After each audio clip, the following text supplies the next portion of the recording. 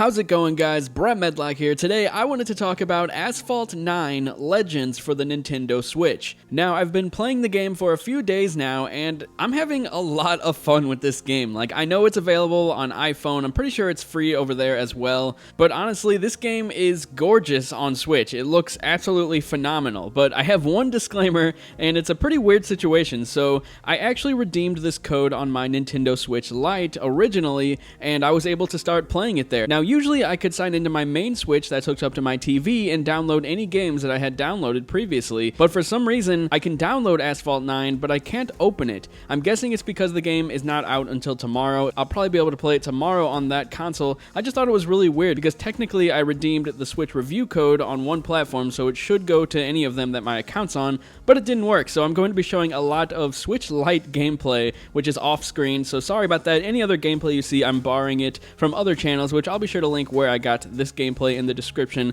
below. Anyway, Asphalt 9, like I said, I'm having a lot of fun. This is arcade racing at its finest, in my opinion. Things are way over the top and not at all realistic, so don't expect that going into this. And no, I'm not just talking about not realistic like Need for Speed and stuff like that. I mean, you're literally going to be doing 360s, slamming your car into other cars, and doing flips through the sky, and it's pretty hilarious and also a lot of fun. As you can see, you can literally tail whip into your enemies and knock them off the road, and it goes into this cool slow-mo camera mode, very similar to the Burnout series, which I had no idea. I don't have a large history with the Asphalt games. I did play a little bit, I believe, Asphalt 7 on iPhone, and it was pretty similar to this, but I honestly forgot all of the stuff that was in this game. There are different types of nitros that you can use throughout the race. You're going to be slamming into enemies. You're going to have to use your boosts wisely. It actually gets pretty tough after a while. Things start off initially really easy, but then once you ease into it, you start upgrading your car, and if you're like me, you'll go into races unprepared and try and take on the cars, which that's where the difficulty comes in,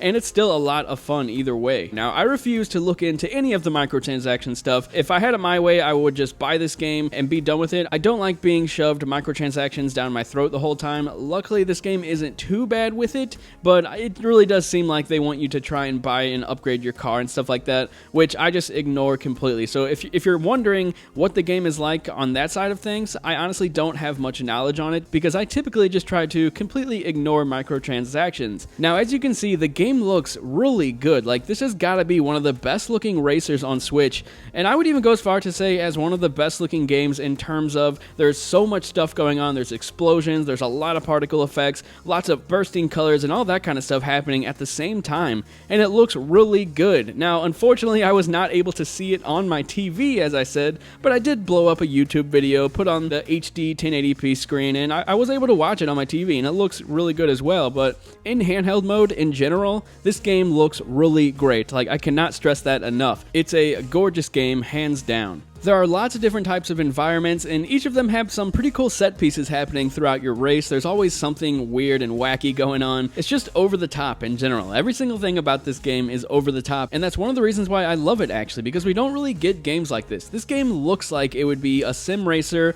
or close to that, like Need for Speed, Forza Horizon, something like that. But no, it's got the over-the-top comedic element that a kart racer would have, but it looks a bit more serious, like Need for Speed Underground or Forza Horizon, something like that. At first glance, someone might think this is your typical racer, but no, it's actually so much more than that. You're doing impossible stunts, you're going impossible speeds, and in general, things are just completely chaotic. Anyway, luckily throughout the game, I've been able to upgrade my car and purchase or unlock a few other cars as well. Now, I personally have just been sticking with the main car that I started with and just upgrading the hell out of it, and it's still been working. I've still been winning the races and having a lot of fun along the way. But like I said before, it seems like the game sort of holds you back so that you want to purchase a car, and by all means, I'm not judging anyone who does want to purchase things in this game. It is a free-to-play game. I mean, I do think the developers deserve something out of it, but for me, I would much prefer to just pay for a game up front and not be fed all the microtransaction stuff, but it doesn't seem terrible. At first, I was like, okay, there's a lot of crazy stuff going on, tons of pop-ups. It wants me to upgrade my car. It wants me to buy these like premium packages and tokens, and as soon as I saw that, I'm like, oh my god, it just sort of stresses me out. But it makes sense why developers are continuing to do this, because a lot of people enjoy spending money like frequently on one app. It's strange to me, but it's normal to a lot of other people. But anyway, when it comes down to it, the most important aspect of this game to me is the gameplay, and that's where it shines the brightest. The drifting feels great. I love utilizing the different types of nitro throughout the race. You really have to think strategically if you're on a harder race, and nothing is more satisfying than just slamming an opponent off the road. It's just like classic Burnout. If you enjoyed those games, you're going to love Asphalt 9 Legends. I highly recommend checking it out, and it's free to play, you know? You got nothing to lose. You might as well at least try it out, and at least play the first couple races at least, because I definitely think the game is worth looking at, even if you're not much of a racing fan. And that's basically the biggest compliment that I could give this game, because there are tons of gamers that don't like racing games, but every now and then one will pull at your heartstrings,